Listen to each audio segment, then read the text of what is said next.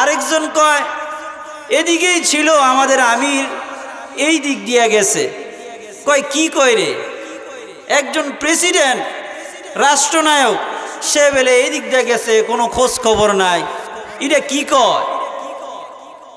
আর আমাদের দেশের যারা রাষ্ট্রপ্রধান আছে, নেতা খেতা আছে, মন্ত্রী শ্রন্ত্রী আছে, তারা দেখবেন রাস্তাঘাটে চলতে লইলে তাদের পিছনে কত গাড়ি যাচ্ছে। এই যে এত গাড়ি যাচ্ছে, এই গাড়ি পেট্রোলের টাকা পাইল কই? আসলে এই দেশের মধ্যে পেট্রোলের দাম আছে, মানুষের রক্তের কোনো দাম নাই, ঠিক কিনা বলেন?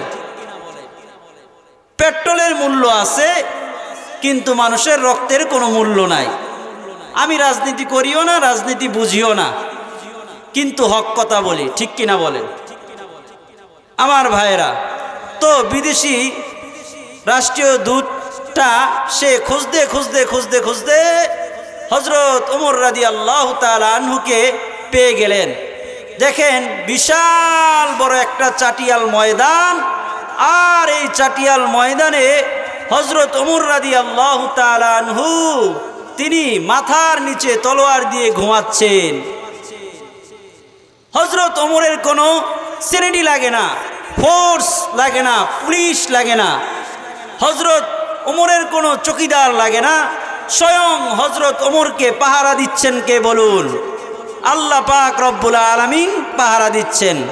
কোরআনের কারিমে তার বর্ণনা করেছেন, ওয়াকানা হাক্কান আলাইনা নাসরুল মুমিনিন।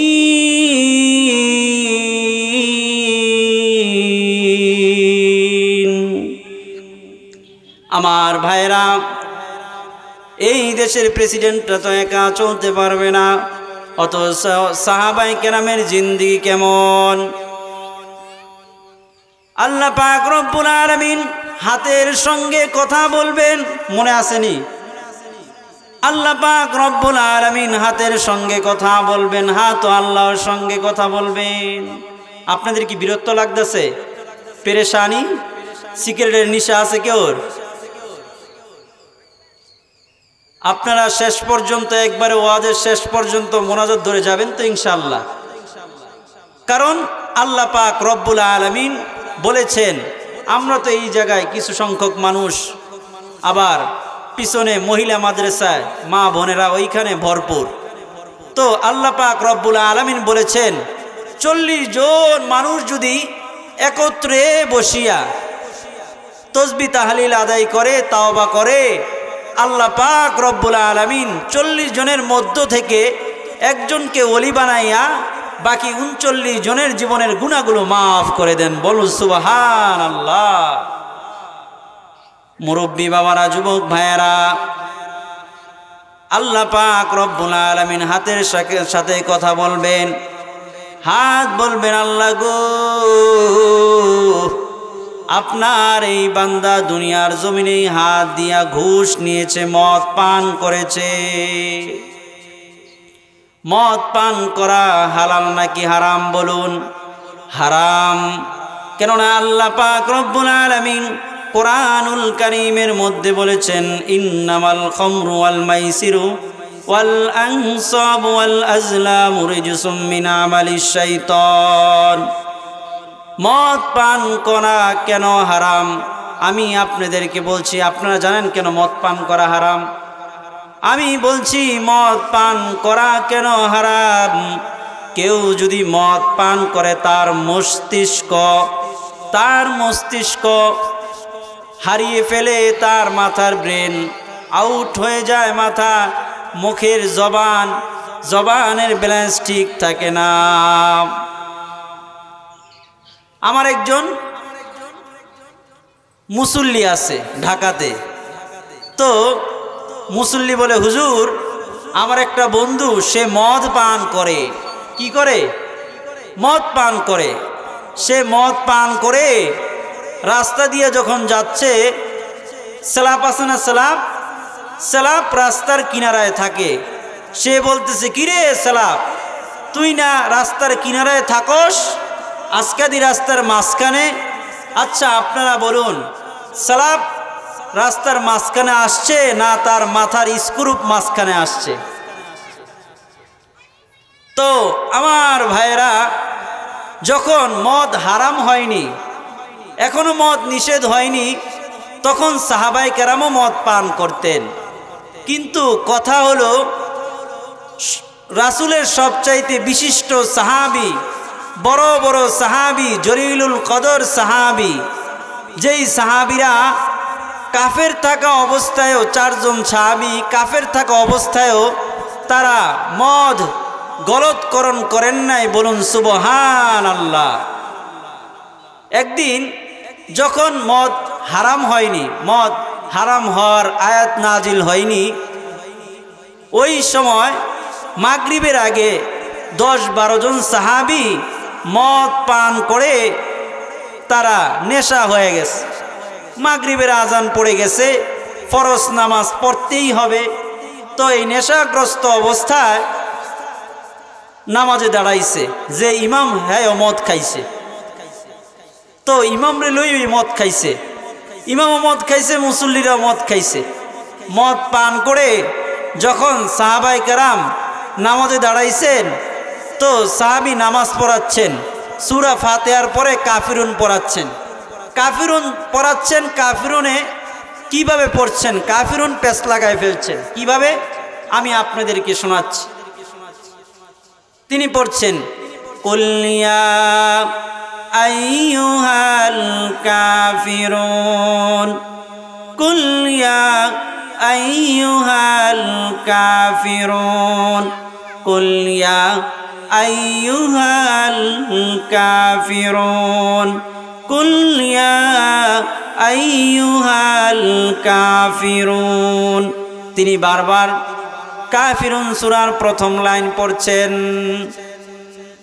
তাফসিরের মধ্যে ঘটনাটা পাওয়া যায়, বারবার তিনি কাফিরুন সূরার প্রথম লাইন পড়ছেন। যখন নেশা কাটলো, নেশা কাটার পরে মুসল্লিরা কয়, কিরে সারা রাত শুধু মাগরিবের নামাজে পড়বি, এশার নামাজ আর পড়তি না? ল হুজুরের কাছে যায়, গিয়া জিগায়, হুজুর এখনো তো মদ হারাম হয়নি, হুজুর আমরা কিছু মুসল্লি মদ পান করে নামাজে দাঁড়াইছি, সে এইভাবে নামাজ পড়ছে, হুজুর নামাজ হয়েছে?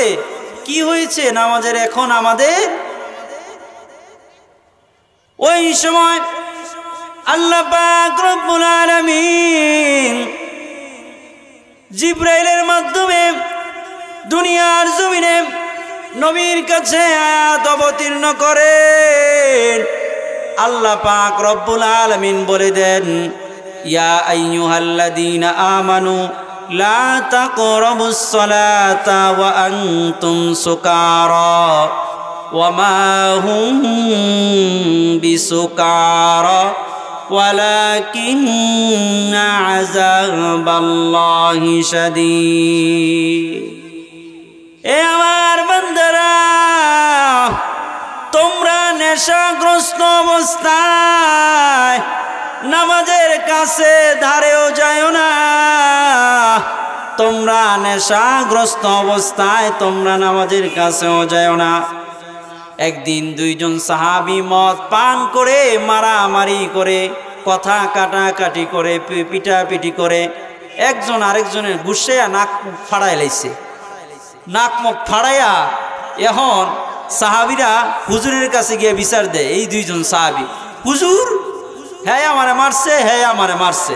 কয় হ্যাঁ আমারে মারছে, কয় হ্যাঁ মারছে।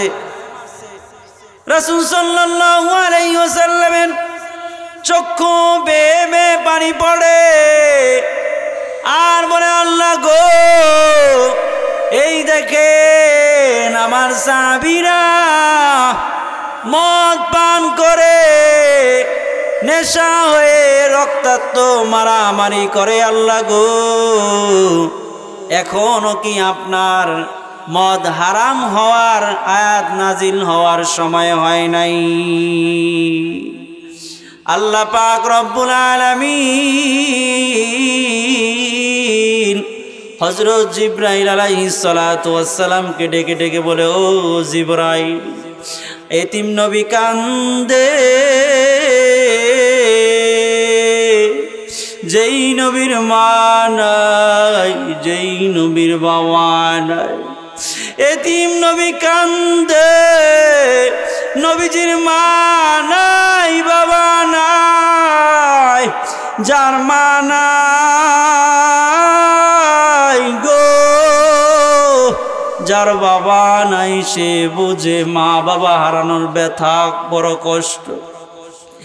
নবীজিকে কত আক্রমণ করেছে শত্রুরা, সেই নবীজি কান্দে, ও জিবরাইল যাও বলে দাও, আজ থেকে আমি মদ পান করা হারাম করে দিয়েছি।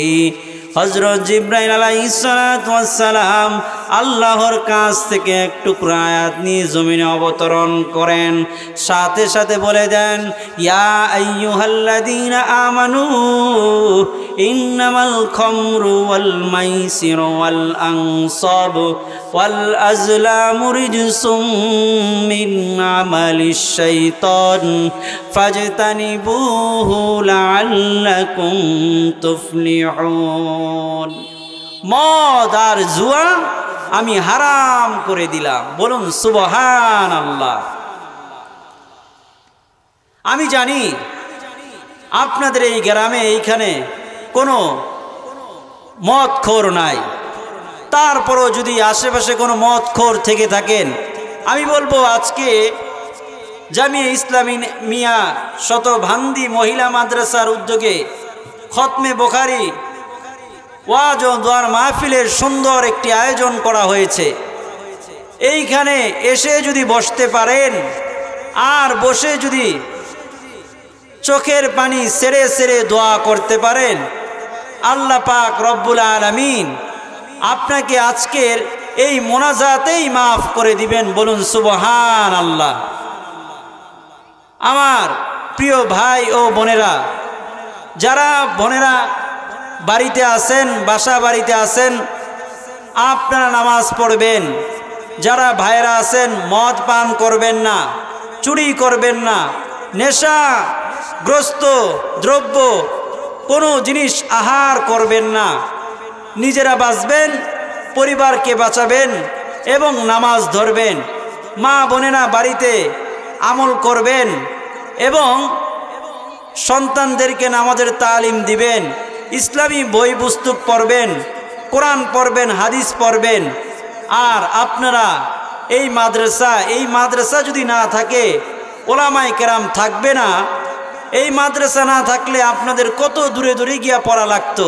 এমন একটা সময় ছিল যে আমরা পড়ার মতো ব্যবস্থা পাইতাম না। আমাদের গ্রাম সেই নয়াপুরে, এই নয়াপুরে এখনো নয়াপুর গ্রামে মাদ্রাসা নাই। আমার একটা ভাই পড়াবো, বোন পড়াবো, জায়গা পাই না। ঢাকা শহরে নিয়ে গেছি, ছোট মানুষ তো ঢাকাও থাকে না। কিন্তু আপনাদের এই এলাকার মধ্যে কত বড় গনিমত, মাদ্রাসার হুজুররা পরিশ্রম করে, বড় হুজুররা, সব হুজুররা মিলে এই মাদ্রাসা দিছে।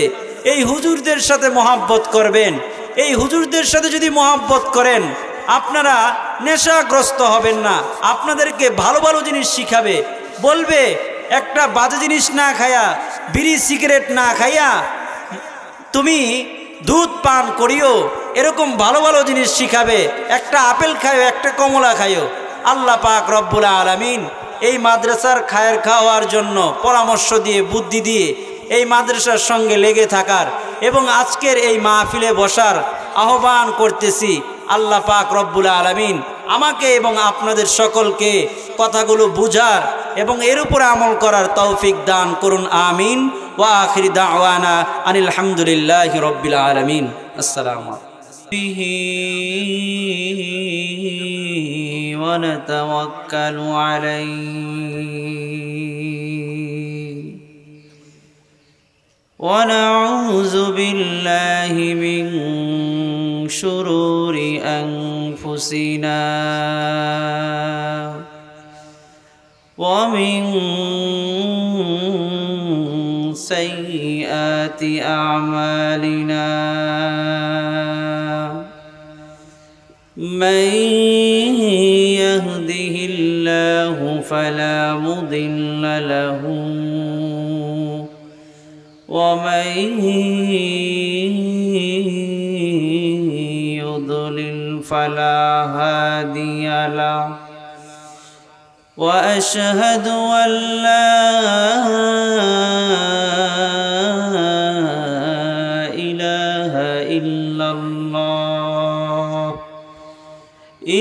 الله وحده لا شريك له الذي أرسل إلى الناس كافة بشيرا ونذيرا وداعيا إلى الله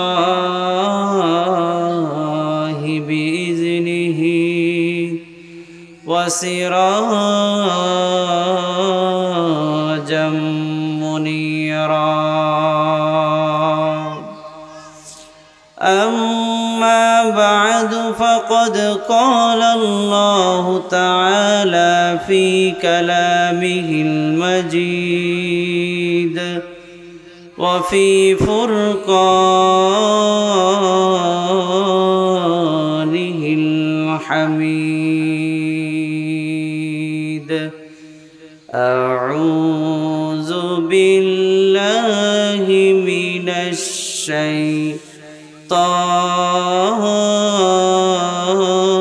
الشيطان الرجيم بسم الله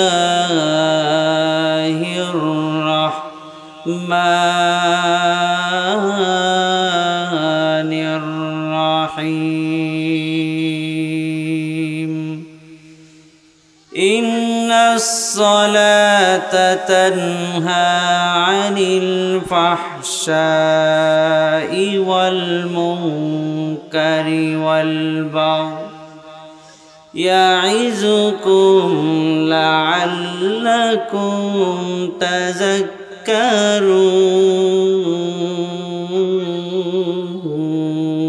تذكرون صدق الله مولانا العظيم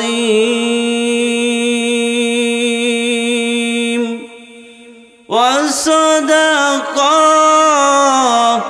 رسوله النبي الكريم ونحن على ذلك من الشاهدين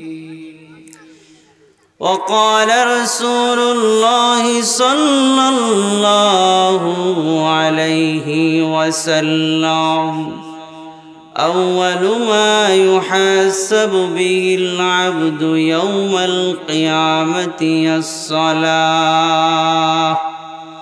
أو كما قال النبي عليه الصلاة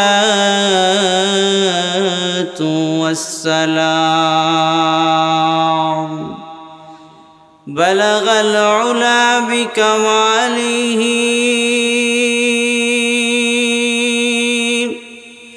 كشف الدجى بجماله حسنت جميع خصاله صلوا عليه وآله بلغ العلا بكماله كشف الدجى بجماله حسنت جميع خصاله صلوا عليه وآله কোটি টাকার মালিক দেখো অভাব হয় না দূর গরিব ঘুমায় আরাম করে মনটা বাহাদুর কোটি টাকার মালিক দেখো অভাব হয় না দূর গরিব ঘুমায় আরাম করে মনটা বাহাদুর। ফেরাউনের লাশটা দেখো মিশর জাদু ঘরে, খায় না মাছি পোকামাকড় সবাই ঘৃণা করে। উঁচু জমিন থেকে পানি নিচু জমিনে যায়, তেমনি খোদার রহমত আসে নম্রতার হৃদয়। জ্ঞানী যারা বুঝে তারা চোখের ইশারায়, নিজেকে নিজে বুঝাইতে কে পারে কথা। এ শতবান্দি এলাকার মুসলমান, আজকে এই মহিলা মাদ্রাসা এই ময়দানে কত সুন্দর কোরআনের বয়ান করা হয়, হাদিসের আলোচনা করা হয়। কত কষ্ট করে শ্রম দিয়ে এই মাদ্রাসার হুজুররা এত সুন্দর একটা আয়োজন করেছেন। ওয়াজ মাহফিল তো ভাইজানেরা, এলাকার মা বোনেরা গো, হুজুরদের জন্য না, কারণ হুজুররা কোরআন হাদিস জানে। ওয়াজ মাহফিল হলো আপনাদের জন্য। এত সুন্দর একটি বাগান, এই বাগান আগামীকালকে আর পাবেন না। যারা বাড়িতে বসে আছে তাদেরকে আহ্বান করব মাহফিলের সামিয়ানার নিচে আসার জন্য। আজকে জামিয়া ইসলামিয়া শতবান্দি মহিলা মাদ্রাসা, এইখানে বড় বড় ওলামায়ে কেরাম আসবেন। আমরা যে যেখানে আছি খুব দ্রুত আমাদের হাতের কাজ সেরে আমরা মাহফিলের প্যান্ডেলের মধ্যে চলে আসি। মুসলমান আল্লাহর গোলাম, বাড়ির সমস্ত মানুষ যদি বাড়ির মালিকের কথা রাখে, তাহলে সেই বাড়ির মধ্যে কখনো অশান্তি আসতে পারে না, সেই বাড়ির মধ্যে শান্তি প্রতিষ্ঠিত হয়। এই পৃথিবীর মালিক আল্লাহ, এই পৃথিবীর মালিক আল্লাহ, জমিনের মালিক আল্লাহ, আসমানের মালিক হলো আল্লাহ তাআলা রব্বুল আলামিন। এই কথার মধ্যে কারো কোনো আপত্তি নাই, দ্বিধাদ্বন্দ্ব নাই, মতভেদ নাই। এই পৃথিবীর মানুষগুলি হলো আল্লাহর, কিন্তু বাইরে রে, আমরা সেই মালিকের কথা অনুযায়ী যদি চলি তাহলে এই পৃথিবীর মধ্যে আবার শান্তি আসবে, আবার শান্তি আসবে। কিন্তু দেখা গেল আমরা এই মালিকের কথা অনুযায়ী চলি না, আমরা এই মালিককে ঠিকঠাক মতো মানতে পারি না। ভাইরে, আল্লাহ পাক রব্বুল আলামিন বলেছে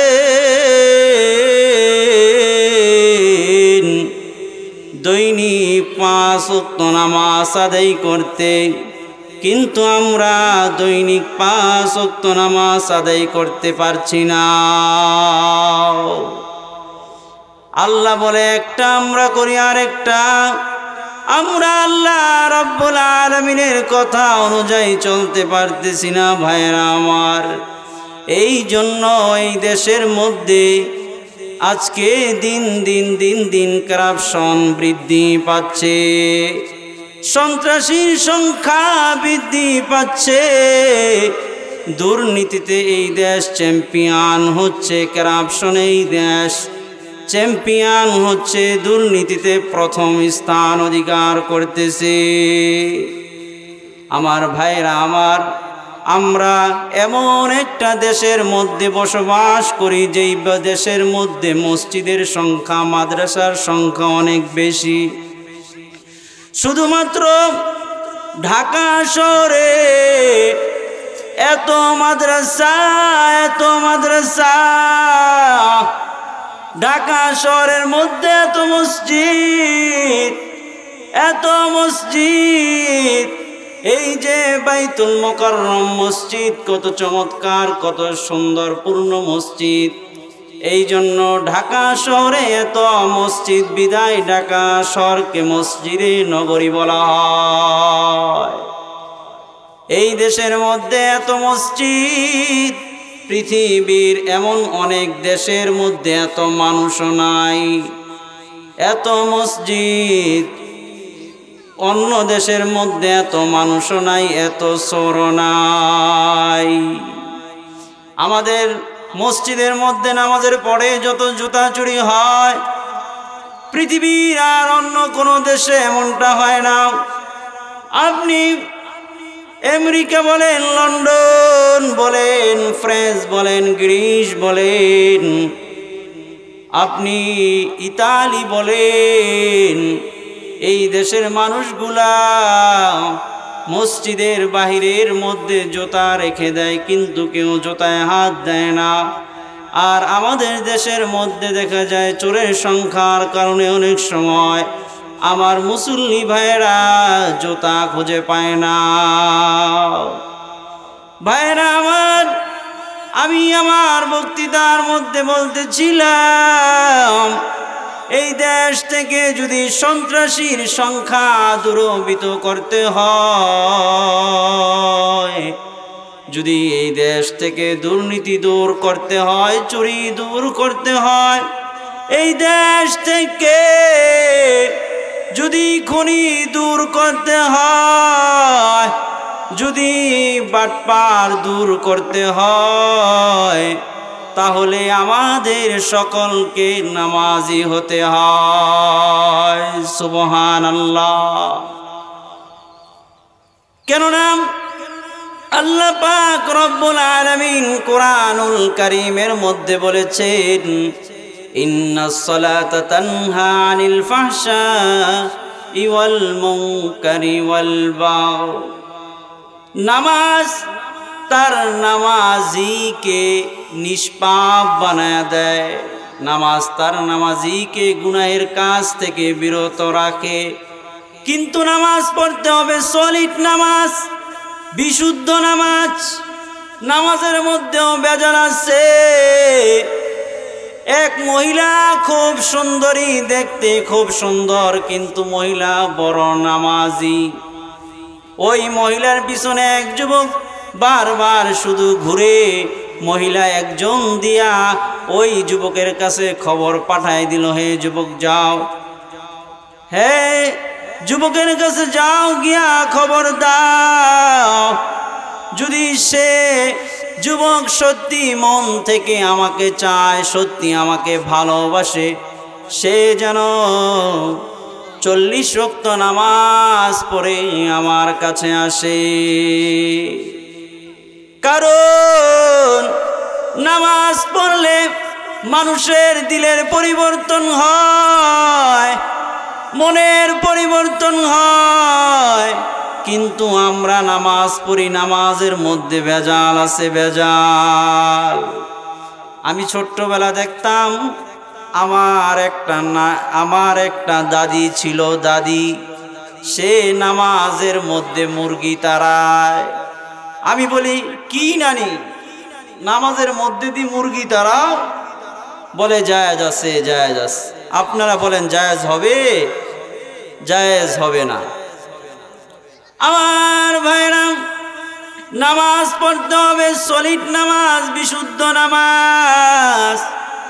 যেইভাবে নামাজ পড়তেন সাহাবায়ে কেরাম রাদিয়াল্লাহু তাআলা আনহুম আজমাইন। হযরত ওসমান গনি রাদিয়াল্লাহু তাআলা আনহু, তিনি যখন নামাজে দাঁড়াইতেন, বাবা, ওনার মাথার উপরে উড়ন্ত পাখি ঘন্টার পরে ঘন্টা বসে থাকতো, নড়াচড়া করতো না। সুবহানাল্লাহ। ওনারা কেমন নামাজ পড়েছেন আর আমরাও নামাজ পড়ি। আমরা নামাজ পড়লে দেখা যায় আমাদের শরীরে মশা বসতে চায় না, বলে তার উপরে যদি বসি সে নামাজ তুই আমারে ফিরাইব, ঠিক কিনা? মশাও আমাদের উপরে বসতে চায় না। আর তারা কেমন নামাজ পড়তে,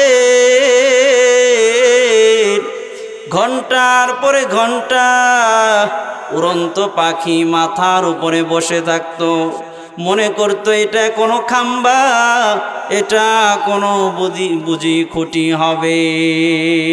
সুবহানাল্লাহ। হাদিস শরীফের মধ্যে এসেছে হযরত আলী রাদিয়াল্লাহু তাআলা আনহু যুদ্ধের ময়দানে গিয়ে ওনার পায়ে তীর বিদ্ধ হয়েছে।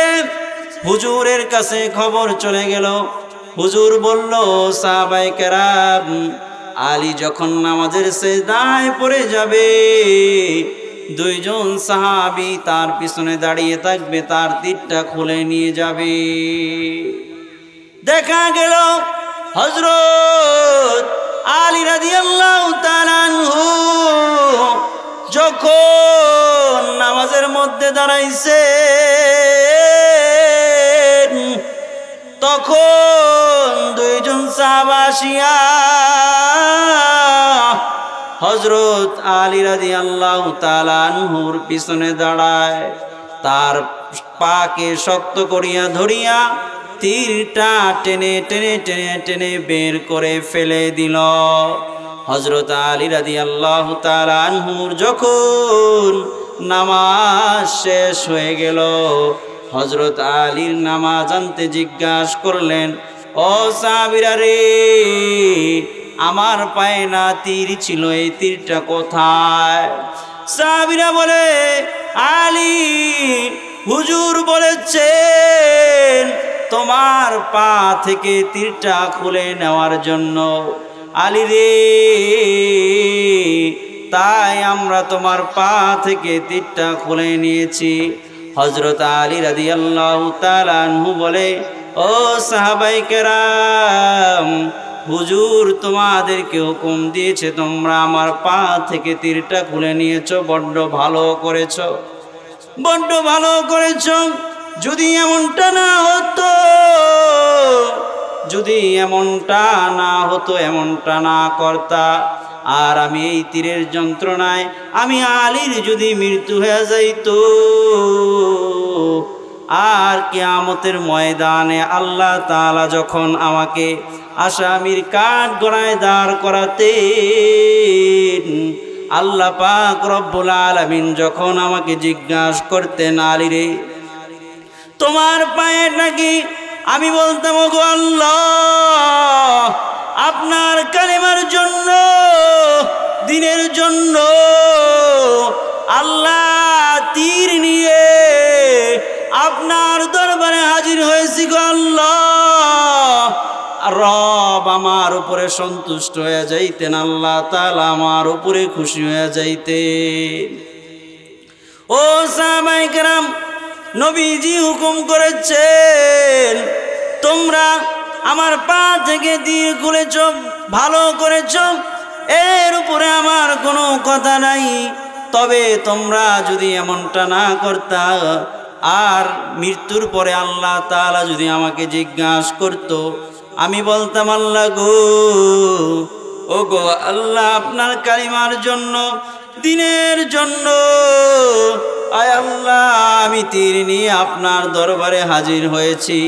আল্লাহ পাক রব্বুল আলামিন খুশি হয়ে আমার জীবনের গুনাহগুলো মাফ করে দিতেন, আর বলতেন, যাও, আমি তোমাকে জান্নাত দান করলাম। সুবহানাল্লাহ। या इलाही मुझसे मुझको दूर कर, ताकि देखो मुझ में तुझको एक नजर। या इलाही तू मेरा माबूद है, या इलाही तू मेरा माशूक है।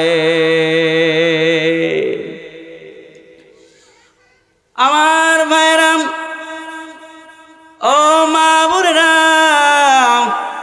এই জন্য আমাদেরকে নামাজ পড়তে হবে, ভালো নামাজ, যেই নামাজ পড়েছেন সাহাবায়ে কেরাম রাদিয়াল্লাহু তাআলা আনহুম আজমাইন। আর আমরা এমন নামাজ পড়ি, আমাদের পিছন দিয়া যদি কেউ খোসা দেয়, পিছনে ফিরে চাইয়া বলি, কিরে কেডায় খোসা দিছত ক।